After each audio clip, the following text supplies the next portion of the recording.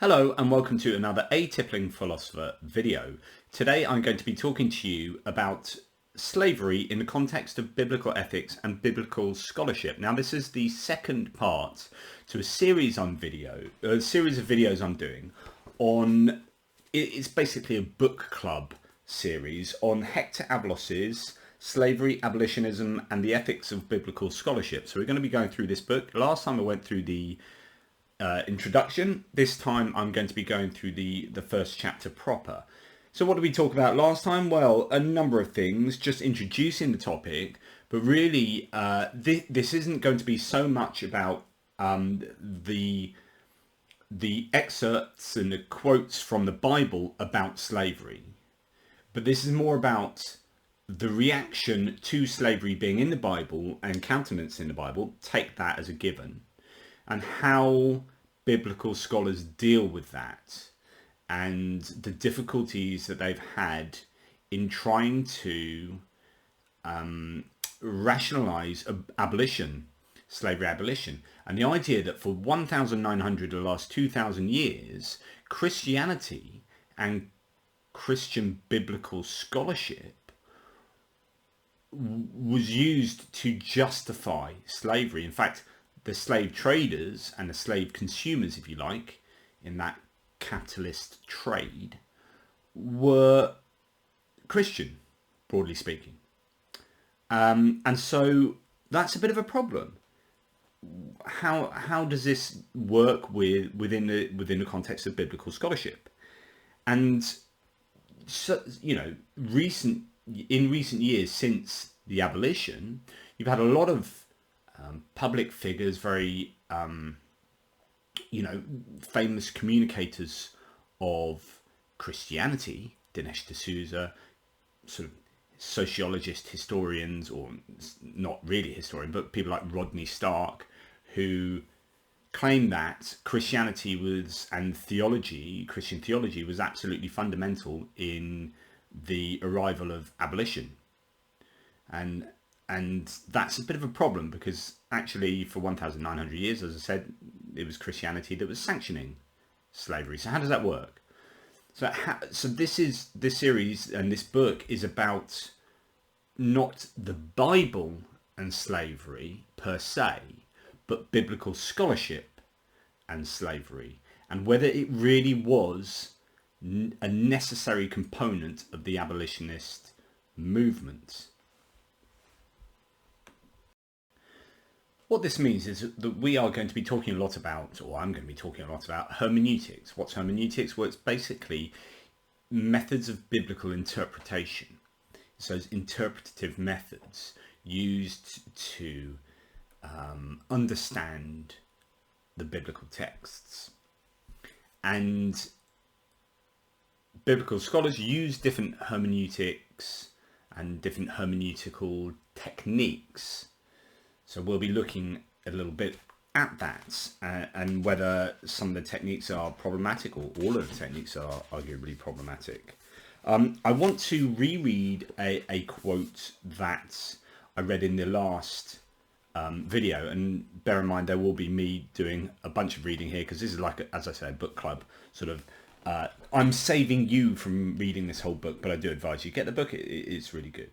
So this is from J. Albert Harrell, who's a New Testament scholar, who said, in the late 19th century conflict over the Bible and slavery, American abolitionists, many of whom were Christian evangelicals, ransacked scripture for texts condemning slavery, but found few.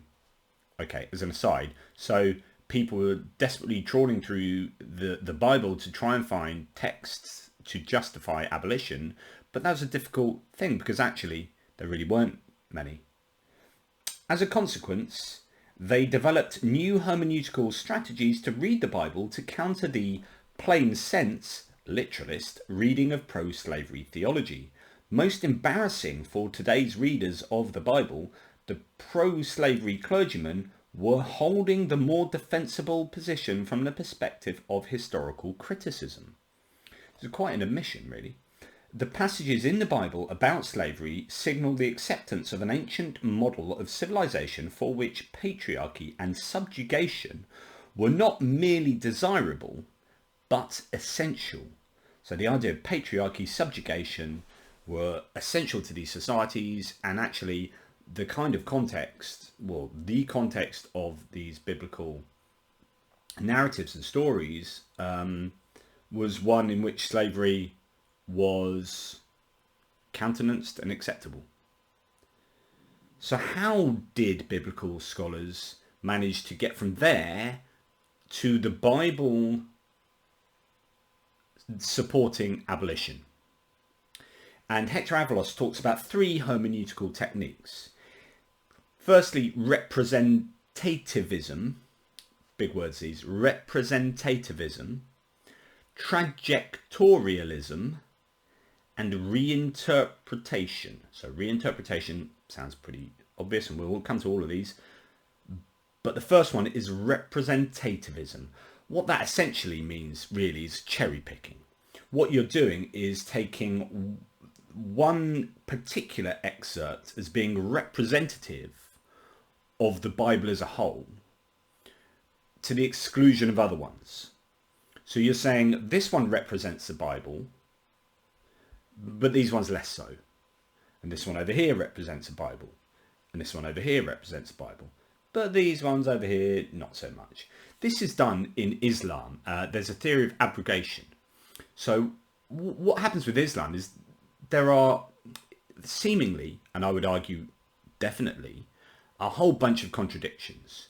Is it the religion of peace, or is it the religion of, war and subjugation in terms of violence, so on and so forth?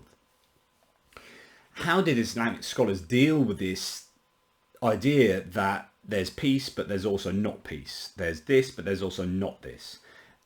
And they came up with the theory of abrogation. One of these theories of abrogation, NASC, is the idea that there's chronological superiority in reverse, as in the later stuff trumps the earlier stuff. Now, in terms of Islam, that's quite interesting, because the earlier stuff, when the movement was trying to gather new sort of recruits and appeal to people, it was one of peace and love, come and join us. But then when it got into a position of power, and Muhammad was becoming more and more warlike as literally a warlord, then the later Quranic texts or later Quranic writing became more violent. And what this means is that, under some understandings, and I would actually agree with this, is that if the later writings trump the earlier ones, then that's pretty bad, because the later ones are more violent than the earlier ones. So basically violence trumps peace. So is it a religion of peace? Arguably not. Anyway, that's a whole other kettle of fish. But what's going on there is essentially, how do the scholars deal with contradiction? That's the issue. So really what representativism is a kind of answer to contradiction. So it's saying you've got excerpts in the Bible saying this, and you've got excerpts that are saying this. How do we like harmonize this, or how do we understand the Bible in this way? Well, these ones represent the real Bible, the truth, or whatever, and these ones don't. It's that kind of cherry picking. So that's to explain that, and I'll now exemplify it with reference to some of the scholars who have used this technique. So Aavlos on page 24 refers to Walter Brueggemann in his book Theology of the Old Testament, Testimony, Dispute and Advocacy, where Brueggemann says, he tells us that it is important to accent that something like God's preferential option for the poor is deeply rooted in Israel's testimony, so deeply rooted as to be characteristic and definitional for Israel's speech about God. So the key phrase here is when he says God's preferential option for the poor as a kind of idea, And then he says, is deeply rooted in Israel's testimony, so deeply rooted as to be characteristic, and definitional. So the idea, and as Aavlos goes on to say, accordingly, slavery would be against the representative or core teachings of the Bible. However, Brueggemann, much like almost every other biblical theologian, never establishes criteria for what is, quote, characteristic and definitional. Is it a statistical criterion? That is to say, is it the number of times a specific concept or term is repeated, or is it qualitative? That is to say, is it something said to be the most important concept, regardless of how many times others are repeated? And if it is qualitative, then is a representative teaching one that the biblical authors say is representative, or is it something a modern scholar is retrojecting into the biblical text? So let's unpick that. What's going on here is this theologian Brueggemann is saying, right, we've got slavery, and we've got the idea that God really looks out for the poor, right? It gives a preferential option for the poor. And what Brueggemann is saying is that the preferential option for the poor is deeply rooted in Israel's testimony and is definitional and characteristic. So he's saying that trumps the slavery stuff. That's how I read that. And what Aavlos is saying here is, well, if he does say that, how does he get to the conclusion that that one is definitional? How does he get to the conclusion that God's preferential treatment of the poor, or option for the poor, is fundamental? Is this done through a quantitative measure, which is to say that ideas about the poor, preferential option for the poor, appears more than slavery? Is it a qualitative thing, so that it doesn't matter how much each idea pops up in the Bible, this particular idea just has greater strength? It has a greater qualitative value than this other option.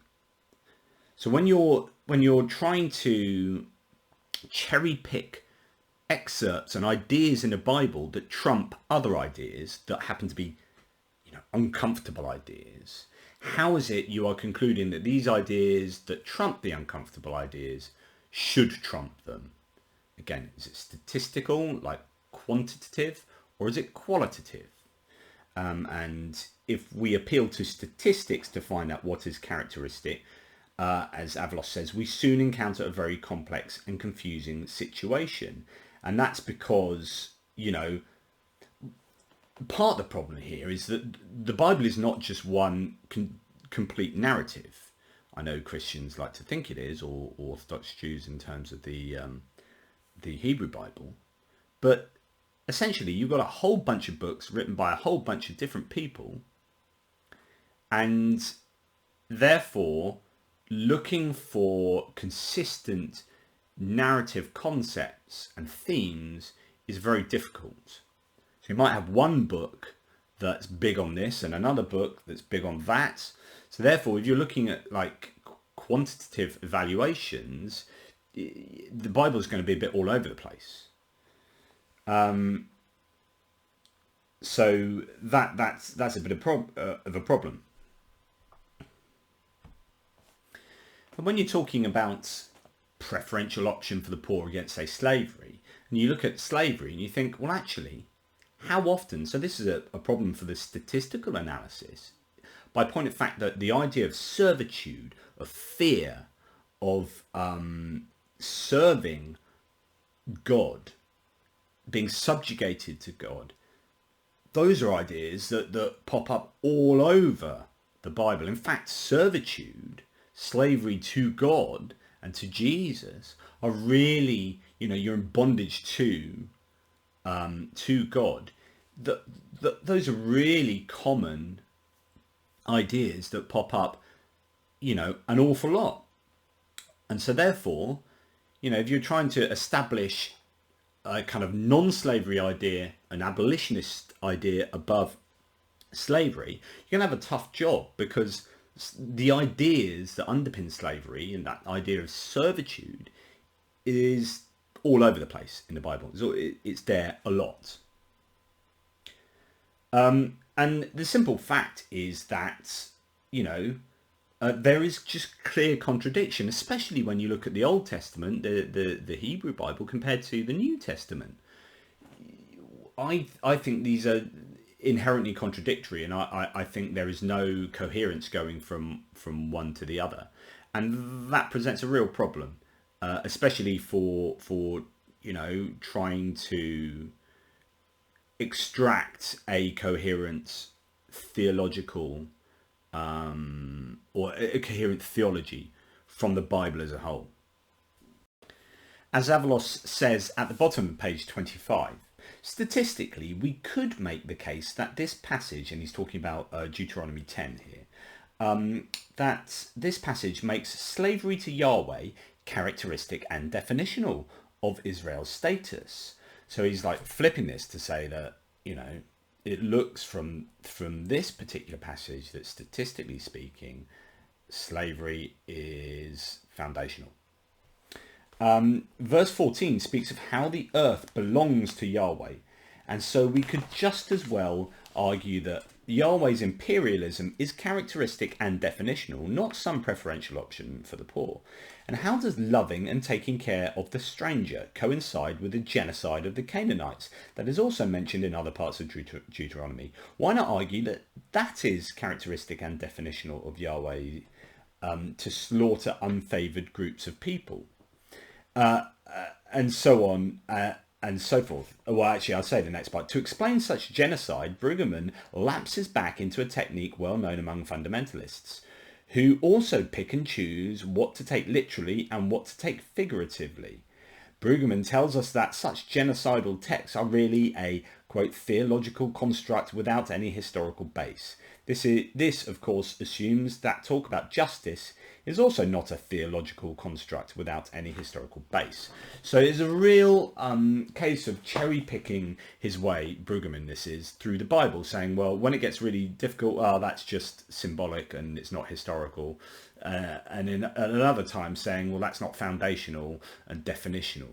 And that's really problematic because, you look at genocide versus love thy neighbour, and the Good Samaritan, and what you have is this contradiction that comes out of the natural contradictive properties or contradictory properties of the Bible, given that you've got the Old Testament and the New Testament, and they're completely, I would say, severed in theme and theology, and within each of those canons you have completely different authors with completely different agendas, and so that's why you get and then you get redactors as well, editors, and that's why you get these problems right throughout the Bible, with no sort of consistency in theme or even morality. It appears, and that's just a really big problem. When you've got talk of genocide and slaughtering the Amalekites and the Canaanites, and then you've got turn the other cheek and love thy neighbour, we have problems. So the next hermeneutical method is trajectorialism. So that's the idea that everything's on a trajectory to a better place, right? And it's essentially to say that although it wasn't maybe perfect in the Bible, it's better than it was, and it's a necessary step towards where we are now, which is slavery's bad. It's kind of like you couldn't have gone straight to slavery's bad. I mean, we'll come to this as a huge problem. You couldn't kind of come to slavery is bad straight away. You've just got to make these steps, and the Bible represents a step towards where we are now, and for many actually represents the first step. And again, this is a problem. So Aavlos on page 27 says, Trajectorialism grants that certain undesirable biblical passages may exist in the Bible, but they are nonetheless a step in the right direction or represent advances. And it can be known as a teleological fallacy. He talks, an example of this is Gleason Archer, a pretty famous sort of fundamentalist Christian scholar, who says in the Encyclopedia of Biblical Difficulties, says, not until the more exalted concept of man and his innate dignity as a person, created in the image of God, had permeated the world as a product of Bible teaching, did a strong sentiment arise in Christendom in criticism of slavery and a questioning of its right to exist. No equivalent movement toward abolition is discernible in any non-Christian civilization of which we have any knowledge. That's a problem because that's not strictly true. And it's also a problem because it sees this idea that Christianity particularly and the Bible were really this absolutely necessary idea that you had to have before you get to abolition, which is kind of bizarre because it's like, but it includes slavery, it countenances slavery, and yet this is necessary to get to abolition of slavery. You know, a pretty bizarre problem. And you get these problems that come out of this idea of trajectorialism within the Bible, because this speaks of like a chronological trajectory, right? But within the Bible, you've got areas that are later in the Bible that talk of a greater defense, if you like, of slavery than excerpts or books from earlier in the Bible, and that's really pretty problematic. So another example that Aavlos gives, page 28, is that Michael Coogan, another scholar, tells us that, quote, the Bible is the beginning of a trajectory leading toward full freedom and equality for all persons. And then you got Suzanne Everett in her History of Slavery, which says concerning the Epistle of Philemon, quote, that same epistle revealed an incipient anti-slavery message in early Christianity. But this idea of Coogan that that somehow the Bible is the beginning of the trajectory completely ignores the fact that the Covenant Code and the Decalogue and all these moral codes within the Bible are based on, like the Hittite law codes, Lipit Ishtar, Ur-Namu, the Code of Hammurabi, these preceding legal codes upon which the Bible is firmly based. In fact, it takes many of them word for word. And where it isn't word for word, it changes the words in a way that suits the theology of the Bible. But the idea is that it's firmly within the context of that which is around it and that which has come before it, the Bible this is. So you can't say that it started the trajectory towards abolition, because that's really to misunderstand biblical history and the ancient Near East. And as Aavlos says, it's not clear why Coogan believes the Bible should be credited with the beginning of any trajectory, especially if we find pre-biblical and non-biblical texts in antiquity advocating the practices valued by modern people. Similarly, we find manumission before Philemon in Roman, Greek and Mesopotamian literature, and so it is unclear why Philemon's supposed anti-slavery message is designated as incipient, when it could have been described as continuing earlier traditions.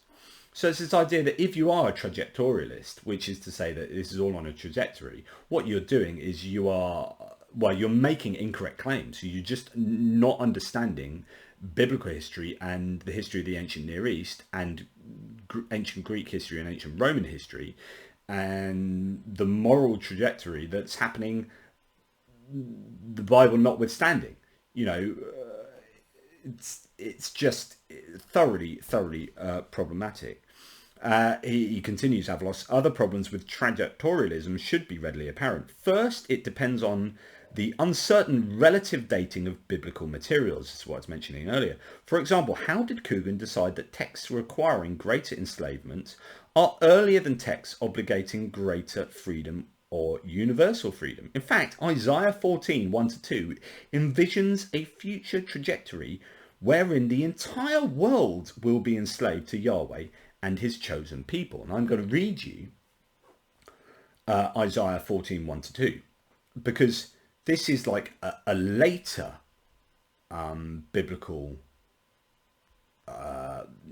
excerpt or piece of biblical narrative that comes after things that might be more anti-slavery or less pro-slavery, if you like.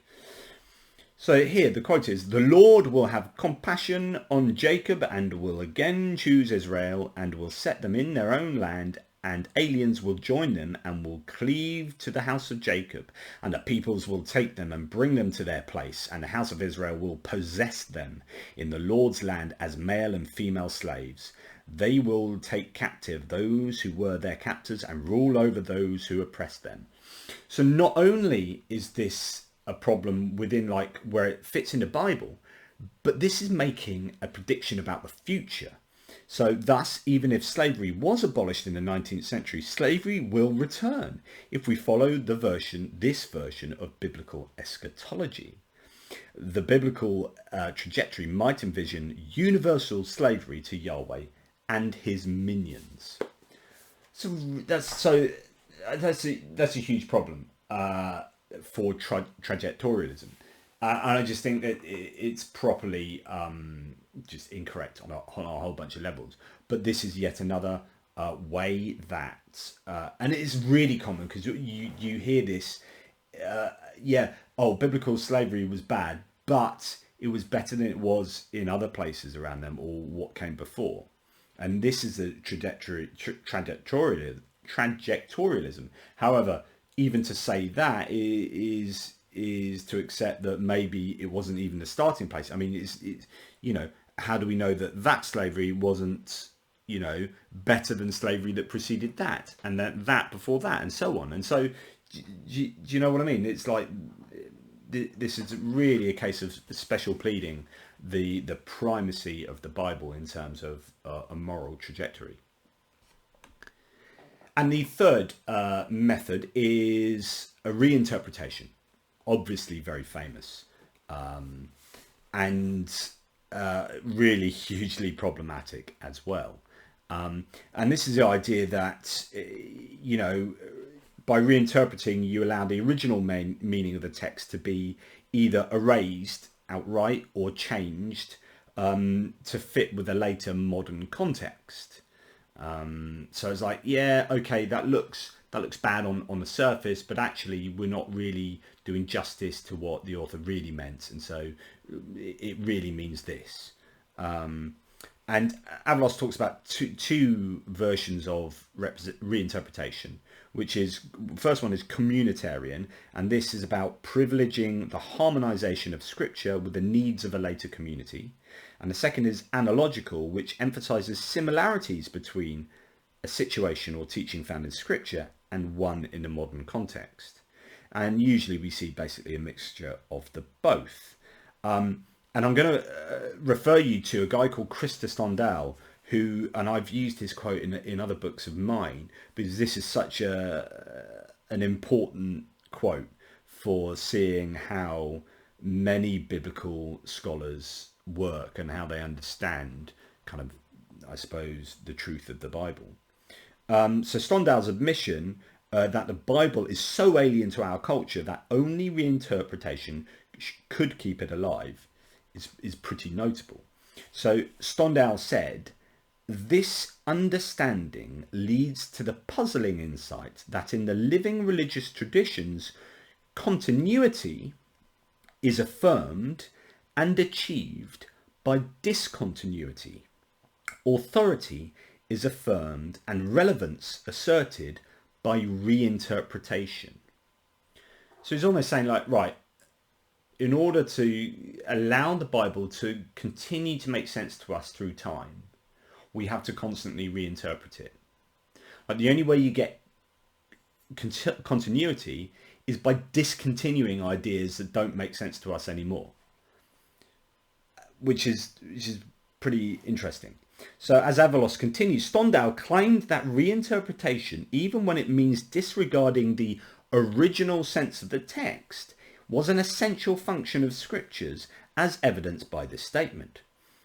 Quote, "From a historical point of view, Paul did not mean what Augustine heard him to say. For better or worse, that is how scriptures function, and if so, we had better take note thereof in our treatments of the history of ideas." So for Stendhal, that's another quote of his, "It is the nature of scripture to be reinterpreted." He echoed the ideas of Hans-Georg Gadamer, who asserted that readers always recreate meaning to the extent that it does not much matter what an author meant. In essence, a text can and should mean whatever a faith community needs it to mean to keep the text or the community alive. Wow, this is so worth dwelling on. The idea here is very similar to musicians or musical artists or poets who create a song, and you listen to the song. I mean, how often does this happen, right? You listen to a song and you create your own meaning for the lyrics, because you don't really know what the author, the poet, the artist is thinking and meaning by their own lyrics. You can't ask them. All you have are those words. Sometimes you even mishear the words, and you create your own meaning from the song. And this provokes different thoughts. So there are some artists who say that, or a lot of artists say, that doesn't really matter, because actually it's about the enjoyment the person gets, and they can get their own meaning, and that's really valid. But that's a disanalogy to what we're talking about here, because songs don't have, supposedly don't have, moral truths and historical truths and theological truths in the same way that, say, the Bible does, or supposedly does. And so, yeah, we can listen to a song and make up our own meaning to that, and it doesn't really matter in the whole grand scheme of things. But if we're just making up our own meaning to biblical texts, then essentially the biblical texts they're not really important. In other words, I can just sit and make up stuff myself. And that presents a bit of a problem. As Aavlos says on page 30, he says that you've got two options. A, the authorial intent is the only one that matters. So what those original biblical authors meant is that's what matters. Or B, authorial intent is not the only one that matters. So if one chooses A, then biblical studies has been highly unsuccessful. We often do not possess enough information to determine what an author meant, even if we believe that authorial intent matters and should be the primary goal of interpretation. So that is to say that if you believe that what those biblical authors meant and intended by what they were saying is the most important thing, we've got a problem, because we can't interview them. That we're still having our own subjective interpretation of what they said. There's still that distance in time and place and language often between us and them. That means that we can't properly access their meaning or their intention. And even if we do, we don't know 100. It is an epistemological problem. We don't know indubitably or even for sure that we've got that correct meaning, often. And so that there's a problem there. But if one chooses B, which is that the authorial intent is not the only one that matters, then the only result is chaos and relativism that renders all scholarly biblical studies moot and superfluous. Faith communities do not need academic biblical scholars to inform them about any original context in order to keep the Bible alive for themselves. So what's the purpose of academic biblical studies in such a case? The idea that, well, if you can just interpret it to have some great meaning for you, it doesn't really matter whether that was intended or meant at all by the original author, then it's just become subjective, completely relativistic. And it's a huge problem. So reinterpretation you can understand why it exists because you kind of have to reinterpret the Bible for it to have meaning and authority for us, morally speaking, these days, because actually it contains such horrible moral proclamations.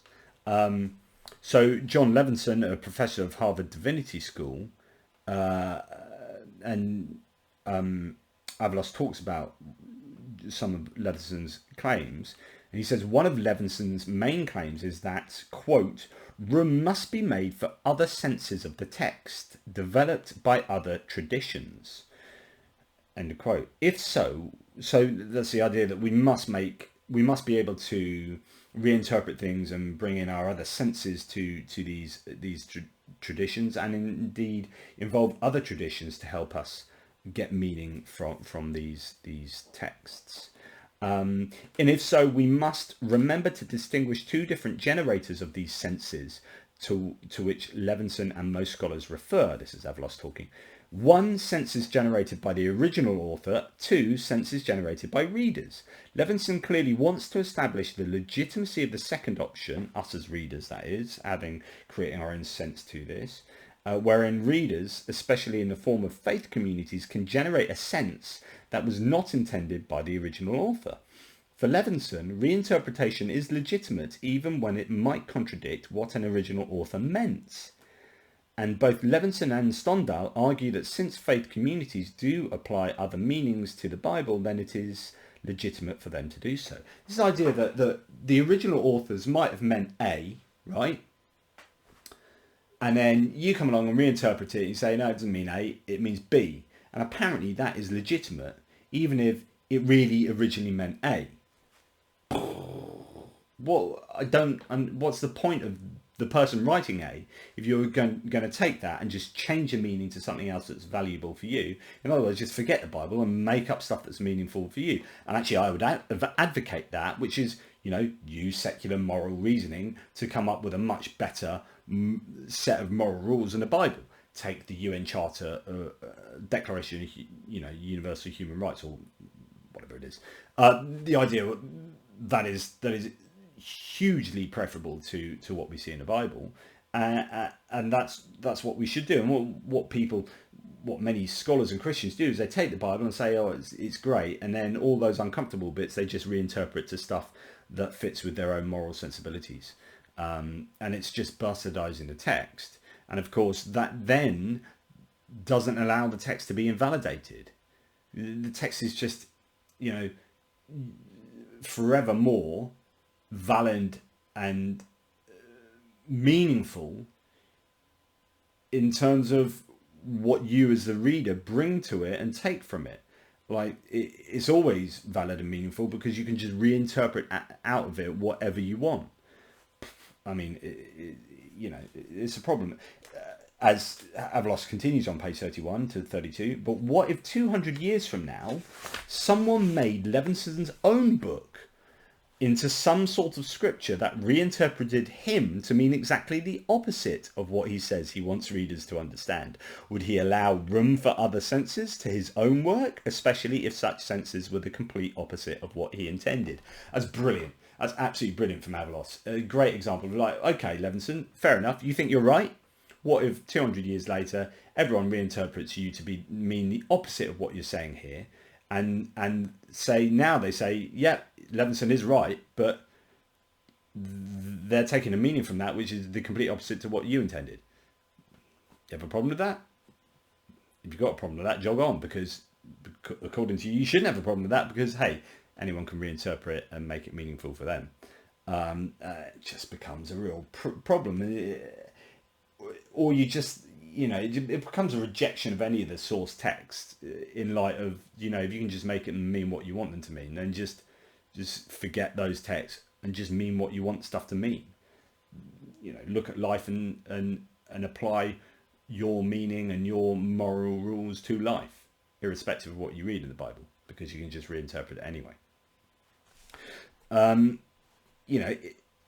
Any reinterpretation, says Aavlos later on page 32-3, of the Bible's teaching on a particular issue is similarly a rejection and abandonment of the Bible's teaching on that issue, which is to say, if you accept some new teaching or understanding of some biblical literature, then you are oftentimes rejecting an understanding that stood before it. And maybe there's another understanding before that, and it's a rejection of that, which is to say, at any point in time, who's to say your position now isn't going to be like completely overturned? It's just this idea of reinterpretation is just thoroughly problematic, I would argue. So to conclude on reinterpretation and talking about Levinson again, Aavlos says, in the end, Levinson's pleas, this is page 36, for the legitimacy of reinterpretation only exposes the fact that the Bible is so foreign to modern life that it can only survive by pretending that it is something other than it is. The fact that people reinterpret scripture does not mean that they should do so. The only way that it survives is by reinterpreting it, but then it is, to make the Bible just what you want it, irrespective of what the original intentions of the authors were, which says that really that book isn't relevant to us. If you're going to reinterpret it that much, that book it shouldn't be the book for us, because it's out of touch and it doesn't mean anything to us anymore, because we have to reinterpret that meaning. So if it's saying that slavery is bad, and that's a prima facie like understanding of the text, then if we're having to reinterpret a whole bunch of stuff to say, actually, if it's saying slavery is good, and we have to reinterpret it to eventually say slavery is bad, then that text really doesn't mean anything to us. Just forget the text and say slavery is bad. So just to summarize this whole video in summary now, and I'll read the summary. This will be from page 36 and 37 from Aavlos, again in his first main chapter. His summary is, my argument is not that modern communities do not reinterpret scripture in the manner that Stendhal and Levinson describe. The problem is that these scholars believe that reinterpretation is a legitimate method to retain biblical authority. Because, of course, they're changing the original authority of the Bible to present their own version of that authority. However, reinterpretation deconstructs the idea that the Bible is responsible for the abolition of slavery. If reinterpretation means that the original meaning A is disregarded and modern meaning not A is to be substituted instead, then it is not really the Bible that we are using or perpetuating anymore. What we are doing is equating a modern construct, maybe our own, moral value system, with the original Bible. It is let's pretend it says something else that we are crediting for whatever benefit we think derives from that manufactured meaning. It's absolutely spot on. Aavlos has nailed this. And he continues, of course, my toughest challenge consists of scholars who insist that they are not reinterpreting, but rather uncovering the real or true meaning of the text. So this is the idea that actually this is what the biblical authors really meant, but everyone from the get-go just got it wrong. And actually, I've got it right, or we're getting it right. We finally uncovered the real truth of this text. My challenge will encompass those who think that they have determined the proper context to explain away any pro-slavery sentiments on the part of Paul, Jesus, or the Pentateuch, first 5 books of the Bible. I shall show that those who represent themselves as uncovering the true teachings of the Bible regarding slavery are engaging in reinterpretation that is no less arbitrary than anything found among pro-slavery advocates. And that's where I leave you. I hope that was useful to you. That's the second in our series, and this part is looking at, as I said, as I've just talked about and for a very long time, the hermeneutics of biblical scholars, and it's to show that really their methods are just incredibly problematic, and as such, the conclusions that Christianity and Christian theology was fundamental in the abolition of slavery is thoroughly problematic from a bunch of different angles. Anyway, hope that was useful. As ever, please like, subscribe, like the video, subscribe to my channel, share the video, and if you feel in any way like you might want to give gratitude, there's the thanks feature. That's a new feature for videos that aren't live, but only do that if you are capable, obviously, of doing so, financially speaking. But all contributions are really gratefully received, as it helps me do what I do and keep this channel going. As ever, question everything, particularly yourselves.